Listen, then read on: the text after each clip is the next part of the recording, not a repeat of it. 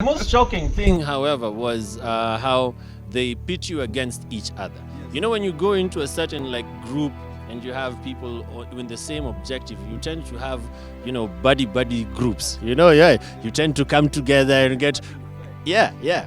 But then they somehow just switch it up and pit you against that guy that was your friend, and you don't even know how to handle that. You're like, oh my god, we have to fight with this guy now. This is just sudden. And I think later on I kind of understood that, you know, this is real life. And in real life there is no permanence. And I think they were right about that. You can imagine wading into the deepest end of the pool, murky waters, and you are supposed to come out of that environment, very chaotic environment, organized and and take on very organized systems of reasoning and judgment, and just make sense out of that chaos. And it does sure take so much.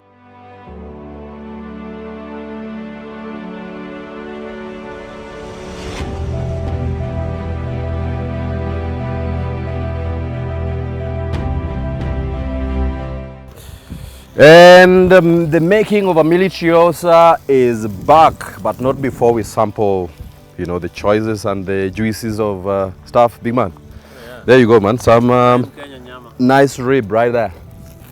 You know, if you don't stand on guard, man, these guys are gonna munch away and finish. And so this is happening right here at Olorge Salia Prehistoric Site. Man, we can speak about selection until cows come back home. This is not a topic you can finish in a day. But then let's, walk back the memory lanes of training. Training proper starts with a bang. Another shocker as well, man. And training does happen when it does happen, with a really mental show of colors. Something that's really out of the blues, I guess, for many, even for guys that probably came from, had that background, came from army families, or had some sharing in the same experiences with guys who'd gone through the stuff, or perhaps even guys who'd gone through some training. We had guys who'd gone through RTS training and rocked up for cadet training. That still remained a shocker to them. It was totally different, different show of colors, different kind of mechanics. I don't know, man. The training was training proper. I'm going to say this: it's no lie. Mm-hmm. No one is ever going to tell you what's going to happen with your training. Yes. No one is ever going to do that, because each and every person's experience is vastly different. Mm-hmm. It just boils down to a myriad of factors. But most importantly, you're a different person. You know, you are someone totally different from someone else who told you about how they trained and what happened to them, because your understanding is different from what they understand. Yes. So you cannot expect to have the same experience. It's vastly different, no matter who it is, where they're from, yes, what information they have. They have some kind of top-notch leakage or, yes, something. Nah, it's never going to help you. You're going to have to experience the training for yourself, yes, by yourself, and it's going to be a totally unique experience. You cannot recycle it, you know? Straight down to even not just body size, but just how different we all are in terms of just our mental makeup, the physical makeup, where you coming from, your cultural background, and it manifests in profound ways in the way you actually take on that training. And the most crazy one for me, when you told, from now henceforth, it's gonna be a training proper. Of course, that's everybody knows. So you coming back, you got a short break after selection, so you told go home. Go tell them, bye-bye, I'm gonna, go back to, and you guys won't see me for a very long time. That happens. So you get back and it's all, proper kitting, and then training proper starts. For me, the first shocker was, you're given these uniforms, and the first, basic training phase, we all wear in, t-shirts. You're given full kit, literally, like these trousers. First of all, yes, you right there. Training does not start when you get kitted. Training starts immediately when they tell you, you know what? This group is the one that we have chosen. You guys are the ones who are going to start training now. Immediately. It starts there. You've not even prepared. You have jeans. You have like a suit. The ladies have, you just come from like a very senior interview, like very senior government guys, and like very high ranking military guys.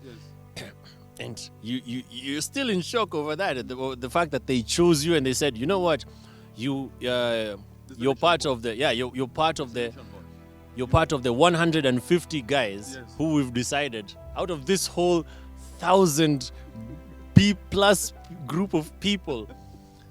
They tell you, okay, we've chosen you, and that's when it hits you. The RSM just takes over the show.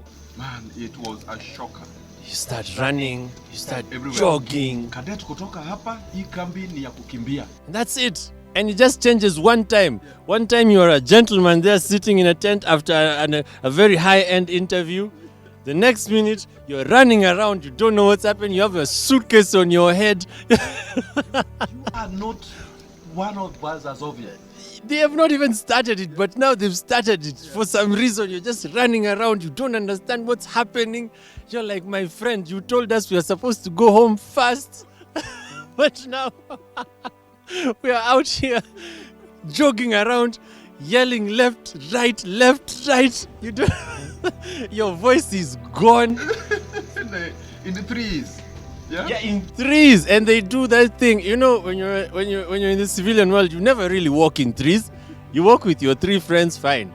But if you walk with a group of friends and all of you are arranged in like trees, and then the guy is behind you and then the other guy is behind them, you don't understand what's happening. This guy is behind you.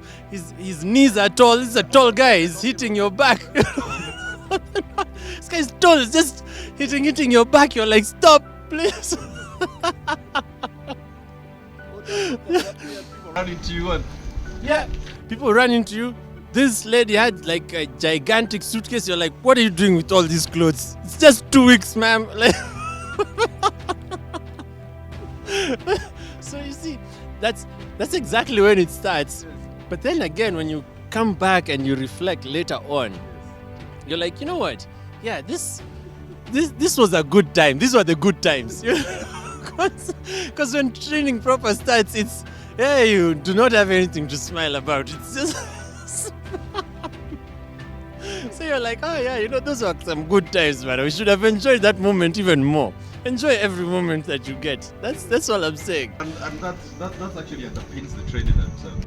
The Cadet Military Academy, because if you don't get to enjoy anything as it comes and take it on its own terms, you will struggle to the end. Training would be doubly difficult, I guess. Live for the moment.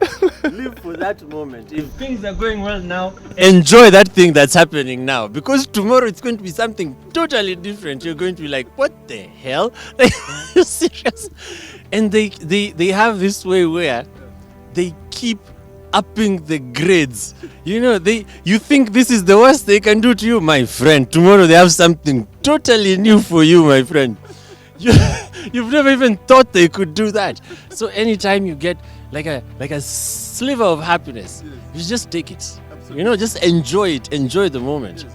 But I think we digress for a bit because we're talking about the moment that training starts properly. I wanted just to clarify that it starts immediately you get chosen. Yeah, immediately they say, you have the job, these guys don't have the job. That's when it starts. Yeah, so... This RSM must have really hit you like a thunderbolt. I mean, I've been a bit more polite. I guess for us it was, from the selection board. And you go in individually. We had a bunch of guys. And I remember quite a few individuals did faint because, I mean, it's right at the end of all the processes of selection. Yeah. And then you're told, now we have individuals that we can't really, shake a stick at and say, you are off. But you're going to face what we call a selection board. Yeah. You've done everything, right? We feel you guys okay, but just, you told quite a few things like what they call the good to know. I don't know if you guys were taken through stuff like that. Yeah, we were told about the good to know. Yes. They really drilled that into us.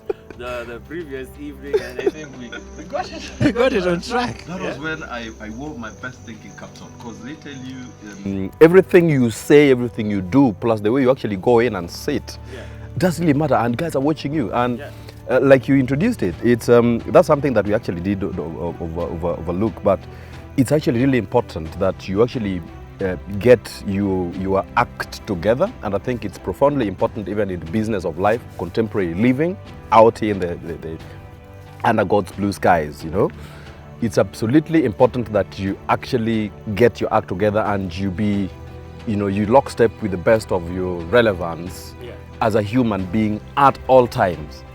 Because you walk in there and the individuals that are in there are really high-ranking, you know, army individuals. See all of these things that the gorgeous, the red collars, yes. What are these? You know, you haven't seen that before then, because you're in the selection period and just running around in the mud and fighting people, boxing and doing that. And now suddenly you're in this quiet room, it's very quiet, AC is on, and these guys are just looking like gentlemen there, you know. Very quiet, they ask you a question in order, and they just go around like that. And you have to be sat in the middle, facing them, you know. It's absolutely quiet, unless you coming in and someone shuffling your papers, you know, they're checking through your... Actually, I have a small story about this, because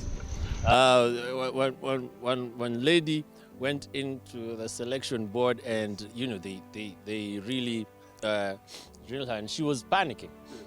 She was panicking. So I think to break the ice, one of the people interviewing her just asked her a very simple question. It was like, you know what? Tell us the recipe for cooking rice. You know, that's just part of the thing, because you don't know. You're a general service officer. in aspiration, you want to be a general service officer, you should have general knowledge. You know, you should just at least know what you should have, like a wide scope of knowledge. And so they saw that she was really panicky, and they asked her, okay, how do you make rice?